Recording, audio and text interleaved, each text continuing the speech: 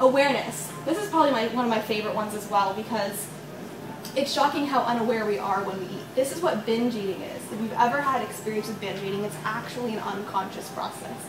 Like, you are completely checked out. The same way you might be like driving and then you get home and you're like, whoa, I don't remember driving at all.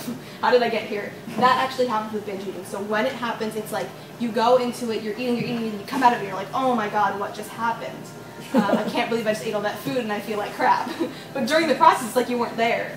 So bringing awareness to something like that, or overeating, binge eating, any of these things, and especially just in your meals in general, but it actually makes it go away. So with something like binge eating, I actually make my clients plan their binge. So like, let's say for you it's every evening. Something you can do is go, okay, tonight at 7 o'clock, I'm going to binge eat. And then it makes it kind of ridiculous. You're like, I can't do that.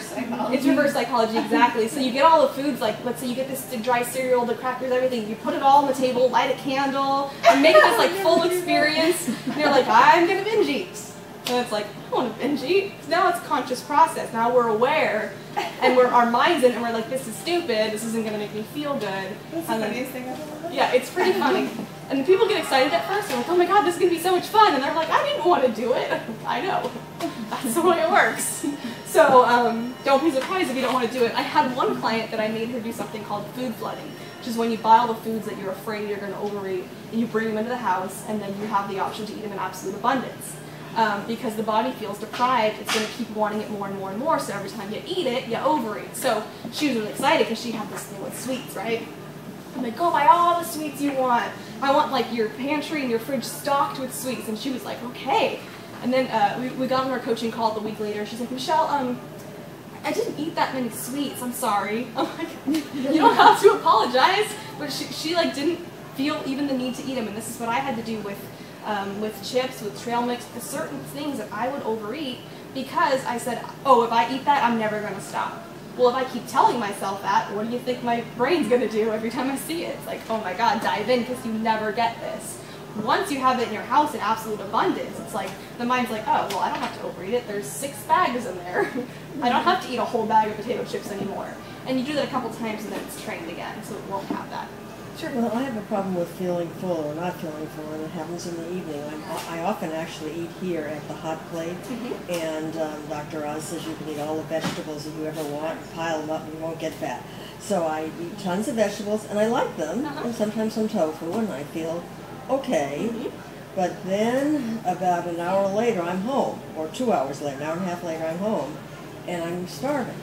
So you probably and so I have start a very binging. Yeah, you probably have a very fast metabolism.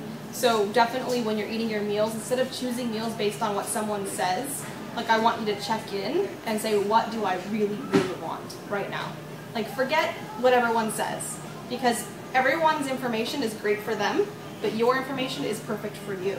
So you're going to be able to pick the best meals for your body. Nobody can tell you how to do that. I never tell my clients what to eat, ever.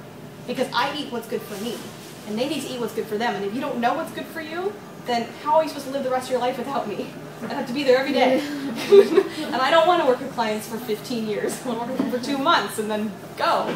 So, in other words, I have a hard time in the evening feeling full. So it sounds like more. that primary meal, the dinner meal, instead of just eating veggies and tofu, maybe sometimes you do want that, but maybe sometimes you want some bread, or maybe sometimes you want salmon, or whatever. Just eat what you want. Like maybe tap in and say, what do I really, really want? Like look around and go, what sounds good? Because the body's going to give you the answers. It's going to go, you know what? I am freaking hungry, and I want like 6 potatoes and big old piece of chicken. Like it's going to tell you what to eat. And you have to trust your instincts. It's very important that you trust the gut, because it's telling you exactly what it needs all the time. That's what cravings are. So if you don't trust it, then you're kind of off on your own listening to different sorts of experts to figure out what you're supposed to eat. And that doesn't really work. It didn't work for me, didn't work for my clients, and like I said, you have to hire me for the rest of your life. I don't recommend that. So.